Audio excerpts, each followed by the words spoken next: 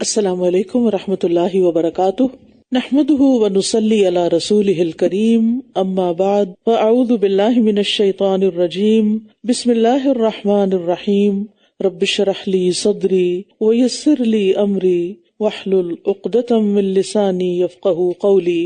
الحمد للہ الذی عم برحمتہ جمیع العباد وخص اہل طاعتہ بالہدایۃ الی سبیل الرشاد ووفقهم بلطفہ الی صالح الاعمال ففازوا ببلوغ المراد۔ تمام قسم کی تعریف اللہ کے لیے ہے جس نے تمام بندوں پر اپنی رحمت کو عام کیا اور اپنی اطاعت والوں کو رشد و بھلائی کے راستے کی طرف ہدایت دینے کے ساتھ خاص کیا، اور اپنی مہربانی اور کرم نوازی کے ساتھ ان کو نیک اعمال کی توفیق دی تو وہ اپنی مراد تک پہنچنے میں کامیاب ہو گئے۔ 15واں پارہ، سورۃ الاسراء۔ بسم اللہ الرحمن الرحیم۔ سبحان الذی اسری بعبدہ لیلا من المسجد الحرام الی المسجد الاقصی الذی بارکنا حولہ لنریہ من آیاتنا انہ هو السمیع البصیر۔ سورۃ الاسراء مکی سورت ہے۔ اسے سورۃ الاسراء اس لیے کہتے ہیں کہ اس میں نبی صلی اللہ علیہ وسلم کی رات کو مسجد اقصی کی طرف لے جانے کا واقعہ بیان ہوا ہے۔ صحیح بخاری میں ہے، رسول اللہ صلی اللہ علیہ وسلم نے فرمایا، سورۃ کہف، سورۃ مریم اور بنی اسرائیل یہ عتاق اول میں سے ہیں اور میرے تلاد میں سے ہیں۔ تلاد قدیم مال کو کہتے ہیں، یعنی ابتدائی دور کی نازل ہونے والی صورتوں میں سے ہیں جو مکہ میں اول نازل ہوئیں۔ رسول اللہ صلی اللہ علیہ وسلم ہر رات کو بنی اسرائیل اور سورۃ زمر کی تلاوت فرمایا کرتے تھے۔ اس کا دوسرا نام سورۃ بنی اسرائیل بھی ہے۔ سبحان الذی اسری بعبدہ لیلا من المسجد الحرام الی المسجد الاقصی الذی بارکنا حولہ لنریہ من آیاتنا انہ هو السمیع البصیر۔ پاک ہے وہ جو اپنے بندے کو رات کے ایک حصے میں مسجد حرام سے مسجد اقصی تک لے گیا، جس کے گرد و نواح کو ہم نے بہت برکت دی ہے تاکہ ہم اسے اپنی کچھ نشانیاں دکھائیں۔ بے شک وہ خوب سننے والا، خوب دیکھنے والا ہے۔ یعنی اس سیر کا مقصد کیا ہے کہ ہم اپنے بندے کو عجائبات اور بڑی بڑی نشانیاں دکھائیں۔ یہ سفر بذات خود بھی ایک معجزہ تھا کہ رات کے ایک قلیل حصے میں ہو گیا، اور نہ صرف یہ کہ آپ مسجد اقصی تک گئے، وہاں سے آپ کو معراج پر یعنی آسمانوں پر لے جایا گیا اور آپ کی مختلف انبیاء کے ساتھ ملاقاتیں بھی ہوئیں، اور سدرۃ المنتہا پر جو عرش سے نیچے 7ویں آسمان پر ہے، اللہ تعالیٰ نے وحی کے ذریعے سے نماز اور بعض دیگر چیزیں عطا کی۔ ان کی تفصیلات احادیث میں ملتی ہیں۔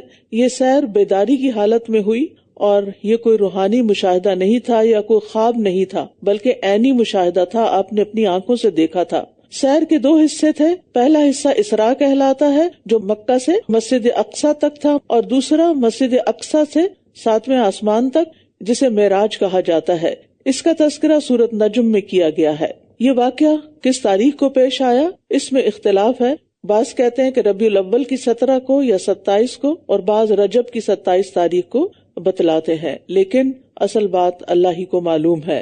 وَآتَيْنَا مُوسَى الْكِتَابَ وَجَعَلْنَاهُ هُدًى لِبَنِي إِسْرَائِيلَ أَلَّا تَتَّخِذُوا مِن دُونِي وَكِيلًا، اور ہم نے موسیٰ کو کتاب دی اور اسے بنی اسرائیل کے لیے ہدایت کا ذریعہ بنایا کہ تم میرے سوا کسی کو کارساز نہ بنانا۔ نبی صلی اللہ علیہ وسلم کے ذکر کے ساتھ موسیٰ علیہ السلام کا ذکر کیا گیا کہ جس طرح نبی صلی اللہ علیہ وسلم کو اسراء کا شرف عطا کیا گیا، اسی طرح اللہ تعالیٰ نے موسیٰ علیہ السلام کو تورات سے نوازا۔ عموماً قرآن مجید میں نبی صلی اللہ علیہ وسلم کے ذکر کے ساتھ موسیٰ علیہ السلام اور بنی اسرائیل کا ذکر آتا ہے تاکہ رسول اللہ صلی اللہ علیہ وسلم کو دعوت میں جو مشکلات پیش آ رہی ہیں اس میں آپ موسیٰ علیہ السلام کے حالات سے رہنمائی حاصل کریں۔ ذریۃ من حملنا مع نوح انہ کان عبدا شکورا، اے ان لوگوں کی اولاد جنہیں ہم نے نوح کے ساتھ سوار کیا، بے شک وہ بہت شکر گزار بندہ تھا۔ یعنی نوح علیہ السلام کی خاص تعریف کی جا رہی ہے کہ وہ شکر گزار بندے تھے۔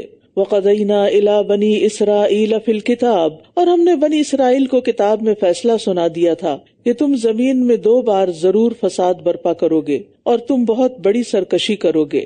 اللہ سبحانہ وتعالیٰ کو چونکہ آنے والے تمام حالات کا علم ہے، اس کا علم بندوں کی طرح محدود نہیں کہ اسے صرف گزشتہ باتوں کا علم ہو، وہ حال، ماضی، مستقبل ہر حال کو جانتا ہے۔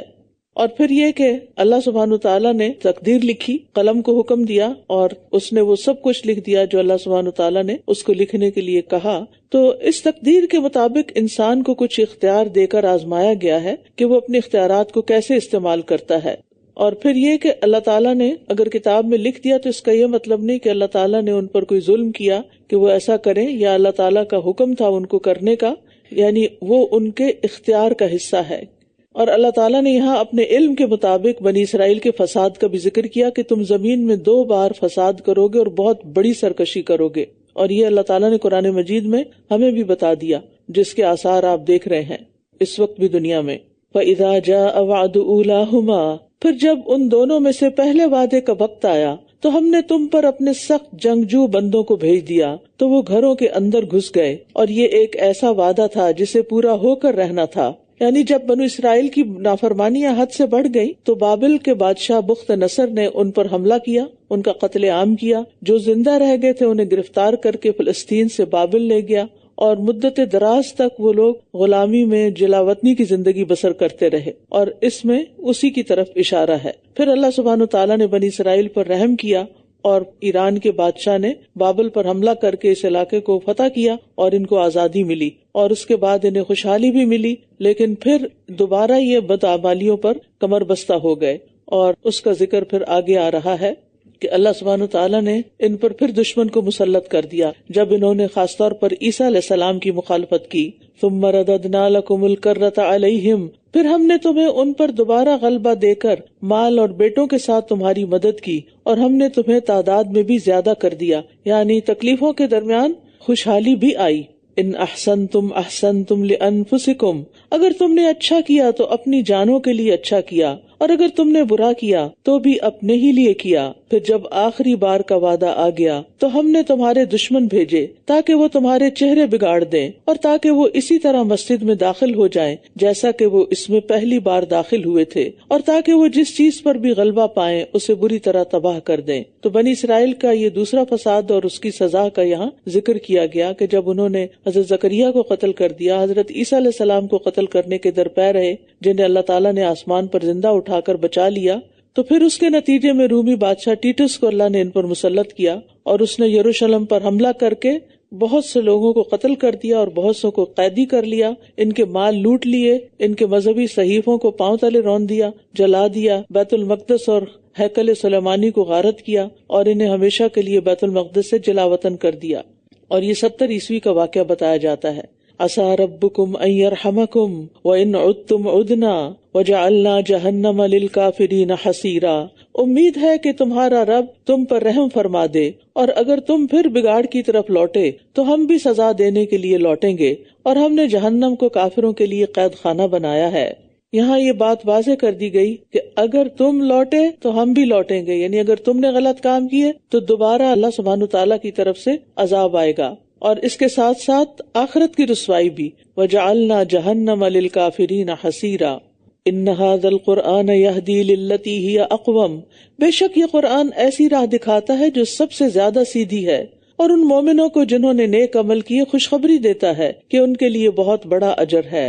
یعنی یہ آیت ہمیں بتا رہی ہے کہ قرآن رہن سہن کے سب سے بہترین طریقے سکھاتا ہے، الَّتِي هِيَ أَقْوَمُ، جو سب سے زیادہ درست ہیں، یعنی اس سے زیادہ اچھا طریقہ کوئی اور ہو نہیں سکتا جو قرآن نے ہمیں سکھایا ہے، کہ جس میں انسانی ضروریات کو بھی مد نظر رکھا گیا ہے، ان کے لیے حلال کی گئی بہت سی چیزیں، اور جو نقصان دہ چیزیں تھیں ان کے لیے حرام کی گئی، اور پھر یہ کہ دنیا میں آنے والی تکلیفوں اور آزمائشوں سے کس طرح بہرہ ہوا جا سکتا ہے، اور اس کے ساتھ یہ کہ آخرت میں بھی اجر کبیر کی بشارت دیتا ہے جو ایمان لائے اس قرآن پر اور آخرت پر، اور دنیا میں بظاہر وہ کتنے ہی خوشحال ہوں، آخرت بھی ان کے لیے خوشحالی کی ہوگی، لیکن اگر اللہ کی نافرمانیوں میں زندگی بسر کر رہا ہے کوئی، تو پھر اس کے لیے انسان کو محتاط ہونا چاہیے کہ چاہے انسان کے پاس کتنا ہی مال و اولاد ہو لیکن وہ اللہ کی پکڑ سے نہیں بچ سکتا۔ اور یہ کہ وہ لوگ جو آخرت پر ایمان نہیں لاتے، ہم نے ان کے لیے دردناک عذاب تیار کر رکھا ہے، اور انسان برائی کی دعا بھی اسی طرح کرتا ہے جیسے وہ اپنے لیے بھلائی کی دعا کرتا ہے۔ اور انسان بہت جلد باز ہے. یعنی انسان کی جلد بازی کیا ہوتی ہے کہ جب کوئی مشکل پیش آتی ہے تو اکتا کر اپنے لیے یا اپنے اہل خانہ کے لیے بد دعائیں بھی شروع کر دیتا ہے. مثلا اللہ کرے مر جاؤں، اللہ کرے تمہارا بیڑا غرق ہو، تمہارا کھانا خراب ہو. یہ سب جملے سنے ہوئے نا، یہ سب بد دعائیں ہیں جو ایسے انسان کرتے ہیں کہ جو جلد باز ہوتے ہیں اور جب اپنی مرضی کے نتائج نہیں دیکھتے، یہ دنیا میں اپنی مرضی کے حالات نہیں دیکھتے اور کچھ کرتے بھی نہیں تو بد دعاؤں پہ اتر آتے ہیں. تو یہ انسان کی حالت یہاں پر بتائی جا رہی ہے کہ انسان کتنا جلد باز ہے. ابن عباس کہتے ہیں یہ انسان کا بیزاری کی حالت میں خود کو یا اپنی اولاد کو بد دعا دینا ہے، حالانکہ وہ خود اس بد دعا کی قبولیت نہیں چاہتا. یعنی جب وہ یہ کہہ رہا ہوتا ہے کہ تمہارا کھانا خراب ہو تو he doesn't mean it، لیکن یہ بددلی سے نکلے ہوئے جملے ہیں پریشانی کی حالت میں. اس آیت میں بیسیکلی ایسے لوگوں کی مذمت کی جا رہی ہے، ان کو ڈانٹا جا رہا ہے جو غصے کی حالت میں اپنے لیے، اپنے مالوں، اپنی اولاد کے لیے بد دعا کرتے ہیں، اور اس وقت وہ برائی کی دعا ایسے کرتے ہیں جیسے وہ اطمینان کے وقت اپنے لیے بھلائی کی دعا کرتے ہیں. یعنی ایسی ہی دعائیں ان کی ہو جائے. لیکن انسان کو یاد رکھنا چاہیے کہ بد دعا اگر قبولیت کی گھڑی میں دی گئی تو وہ قبول بھی ہو جائے گی. یعنی منہ سے ہمیشہ اچھے الفاظ نکلنے چاہیے. یعنی یہ سبق ہم سب کو یاد رکھنا چاہیے. آپ دیکھیں کہ ہم جو کچھ بھی سوچتے ہیں اور جو کچھ بھی ہم بولتے ہیں وہ ہماری شخصیت کا ایک حصہ ہوتا ہے، اور ہم ہر وقت ایک انرجی ایمٹ کر رہے ہوتے ہیں، اپنے اندر سے انرجی ریلیز ہو رہی ہوتی ہے، ہمارے جسم سے ریز نکل رہی ہوتی ہے. آپ نے دیکھا ہوگا کہ آپ کا جسم طبعی طور پر اس کا ایک خاص ٹیمپریچر ہوتا ہے اور وہ گرمی بھی ہوتی ہے اس کے اندر، شاید 3 point something وولٹیج تک. اسی لیے وہ آپ نے دیکھا ہوگا کبھی آپ کے ساتھ کوئی ایسی چیز ٹکرا جائے جو اسٹیٹک ہوتی ہے تو آپ کے جسم سے چنگاری سی بھی نکل رہی ہوتی ہے. تو یہ بجلیاں آپ کے اندر سے نکلتی رہتی ہیں، یعنی ہر انسان کے اندر سے ریز نکلتی ہیں.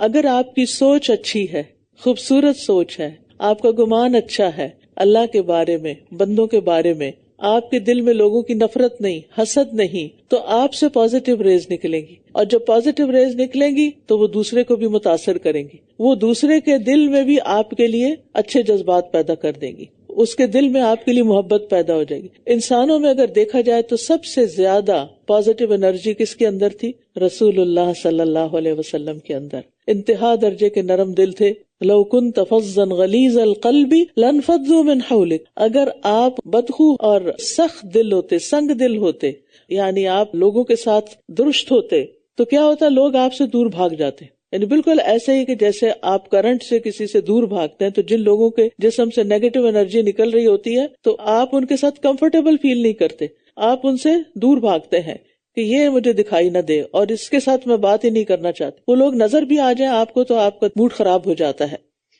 لیکن کچھ لوگ ایسے ہوتے ہیں کہ جن کو آپ دور سے بھی دیکھ لیں تو آپ صرف دیکھ کر ہی خوش ہو جاتے ہیں. تو یہ ضروری نہیں کہ چند انسانوں کے حصے میں یہ بات آئی ہے، آپ کے اندر بھی آ سکتی ہے. اگر آپ واقعی سچے دل سے دوسروں کے خیر خواہ ہیں، دوسروں کا بھلا چاہتے ہیں، دوسروں کی لغزشوں کو معاف کر دیتے ہیں، دوسروں سے نفرت نہیں کرتے، حسد نہیں رکھتے، تو انشاءاللہ آپ کے اندر بھی یہ صفت پیدا ہو جائے گی جس سے آپ کے ریلیشن شپ جو ہیں سب لوگوں کے ساتھ اچھے ہوں گے. جب آپ دوسروں کے بارے میں غلط سوچ رہے ہوتے ہیں تو یہ مت سوچیں کہ وہ چھپ جاتا ہے، وہ چہرے پہ بھی آ جاتا ہے، وہ آپ کی ٹون میں بھی آ جاتا ہے، وہ آپ کے رویے میں آ جاتا ہے. اور پھر جب آپ اس رویے کے ساتھ کوئی بات کرتے ہیں اور اچانک سخت بات کرتے ہیں تو پھر وہ دوسرے کو ہرٹ کرتی ہے. جب وہ ہرٹ کرتی ہے تو وہ اپنا زخم عرصے تک سہلاتا رہتا ہے اور پھر پلٹ کے کسی وقت آپ کو بھی جواب دیتا ہے. تو اسی طرح بچوں کے ساتھ معاملہ کرتے ہوئے خاص طور پر خواتین کو بہت مشکل پیش آتی ہے، کیونکہ وہ پہلے سے ہی سوچ لیتی ہیں کہ یہ بہت شرارتی ہے، یہ شیطان ہے. شیطان تو کہنا ہی نہیں چاہیے. مجھے تو سمجھ نہیں آتی کہ مائیں اپنے بچے کو شیطان کیسے کہہ دیتی. شیطان تو شر کا پتلا ہے. تو آپ اس معصوم بچے کو جس کو ابھی اچھے برے کا پتہ ہی نہیں، شیطان کہہ کے آپ اس کو شر کا پتلا بتا رہے ہیں. اور اگر وہ بار بار یہی لفظ سنتا رہا اپنے لیے اور پھر بڑے ہو کر شیطان کا کیریکٹر پڑے گا تو پھر وہ اسی کو رول ماڈل سمجھے گا کہ اس نے یہی کام کرنے ہیں. تو اس لیے الفاظ کے چناؤ میں محتاط ہوں، سوچ سمجھ کے بولیں. اور اس کے لیے ضروری ہوتا ہے کہ انسان غور سے سنے، بات کو صحیح رخ سے سمجھے اور پھر اس کو صحیح طور پر انٹرپریٹ کرے. کسی کی بات کو لے کر اپنی مرضی کے معنی پہنا دینا یہ بہت بڑی خیانت ہوتی ہے، اور بات کچھ ہوتی ہے اور وہ کچھ اور بن جاتی ہے اور اس کے نتائج بھی پھر اچھے نہیں ہوتے. تو بد دعائیں دینے سے پرہیز کرنا چاہیے، نہ اپنے آپ کو بد دعا دیں نہ کسی اور کو بد دعا دیں. رسول اللہ صلی اللہ علیہ وسلم نے فرمایا اپنے آپ کو بد دعا نہ دو اپنی اولاد کو بد دعا نہ دو، اپنے خادموں کو بد دعا نہ دو، اور نہ ہی اپنے مالوں کو بد دعا دو، کیونکہ کہیں ایسا نہ ہو کہ وہ اللہ تبارک و تعالیٰ کی طرف سے قبولیت کی گھڑی ہو جس میں مانگا جائے تو وہ تمہاری دعا قبول کر لے۔ وَجَعَلْنَا اللَّيْلَ وَالنَّهَارَ آیَتَيْنِ، اب دعا اور بد دعا کے کانسیپٹ کے بعد رات اور دن کی بات کی گئی۔ رات رات ہے، دن دن ہے، یعنی آپ یہ بھی تو کر سکتے ہیں نا کہ غصے کے وقت کسی کو بد دعا دینے کے بجائے دعا دے دیں، تو اگر آپ دعا دیتے ہیں تو آپ سمجھیں کہ اس کا دن روشن ہو جاتا ہے، اور اگر آپ کسی کو بد دعا دیتے ہیں تو اس کا دن بھی رات ہو جاتی ہے، اور یہ دو مختلف چیزیں اور دو مختلف کیفیات ہوتی ہیں۔ اور ہم نے رات اور دن کو دو نشانیاں بنایا ہے، پھر ہم نے رات کی نشانی کو مٹا دیا اور دن کی نشانی کو روشن کیا، تاکہ تم اپنے رب کا فضل تلاش کر سکو، اور تاکہ تم سالوں کی گنتی اور حساب جان سکو، اور ہر چیز کو ہم نے کھول کھول کر تفصیل سے بیان کیا۔ تو دن اور رات میں اللہ کی رحمت اور حکمت کی نشانیاں ہیں جو ایک دوسرے کے بعد تسلسل کے ساتھ آ رہے ہیں، اور رات کا اندھیرا اس لیے ہے کہ اس میں آرام کیا جائے۔ رات کے وقت انسان کے جسم سے ایک ہارمون میلاٹونن ریلیز ہوتا ہے اور وہ سونے میں مدد دیتا ہے اور ریلیکس کرتا ہے انسان کو، اور دن کے وقت چاہے آپ سارا دن سوئیں تو وہ کیفیت نہیں ہو سکتی۔ تو دن جو ہے وہ کام کے لیے ہے، اس میں انسان کی انرجی زیادہ ہوتی ہے، انسان اپنا روزگار تلاش کرے، اللہ کا فضل تلاش کرے، اور پھر ساتھ ساتھ رات اور دن کا یہ فرق تاریخوں کا تعین بھی آپ کے لیے کرتا ہے۔ تو بے شمار حکمتیں ہیں اس میں، یہ تو موٹی موٹی باتیں جو ہم ایکسپیرینس کرتے ہیں، لیکن اس کے علاوہ بھی بہت سے فائدے ہیں، اور ہم نے ہر انسان کا شگون اس کی گردن میں باندھ دیا ہے، اور ہم قیامت کے دن اس کے لیے ایک کتاب نکالیں گے جسے وہ کھلا ہوا پائے گا۔ انجام کو گلے سے چمٹانے کا مطلب یہ ہے کہ ہر انسان کے اعمال لمحہ بلمحہ لکھے جا رہے ہیں، جو اس کے اچھے یا برے انجام کی نشاندہی کرتے ہیں، اور یہ اس کے اپنے ہی ساتھ لگے۔ ہم نحوست دوسروں میں دیکھتے ہیں، کالی بلی میں اور انسانوں میں، لیکن انسان کے برے اعمال ہی اس کے لیے دراصل نحوست کا سبب ہے۔ تو قیامت کے دن یہ سارا نامہ اعمال کھول کر رکھ دیا جائے گا جسے وہ خود پڑھ سکے گا۔ اقرأ کتابک کفا بنفسک اليوم علیک حسیبا، پڑھو اپنی کتاب، آج کے دن تم خود ہی اپنا حساب لینے کے لیے کافی ہو۔ قتادہ کہتے ہیں کہ جو شخص دنیا میں ان پڑھ تھا، قیامت کے دن اسے بھی اپنا نامہ اعمال پڑھنے کی صلاحیت دے دی جائے گی۔ یعنی کوئی یہ نہ کہے کہ شکر ہے مجھے پڑھنا لکھنا نہیں آتا، میں تو نہیں پڑھوں گا، نہیں، اس کو بھی پڑھوا دیا جائے گا، اور انسان اپنے اعمال پر خود گواہ ہوگا۔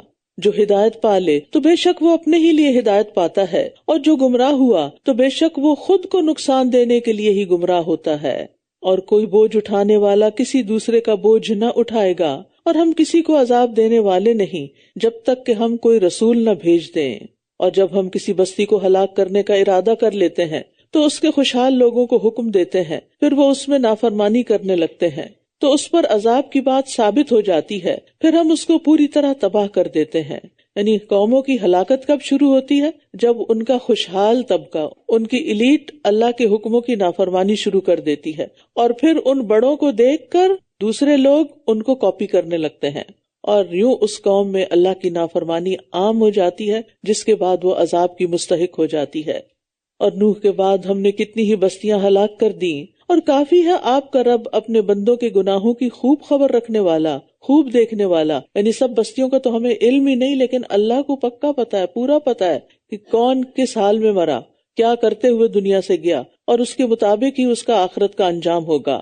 من کان یرید العاجلۃ عجلنا له فیہا ما نشاء لمن نرید، جو کوئی جلدی ملنے والی دنیا چاہتا ہے تو ہم جس کے لیے جتنا چاہتے ہیں اسے اس میں جلد دے دیتے ہیں، پھر ہم اس کے لیے جہنم کو ٹھکانہ بنا دیتے ہیں جس میں وہ جلے گا، بہت مذمت کیا ہوا، رحمت سے دور کیا ہوا۔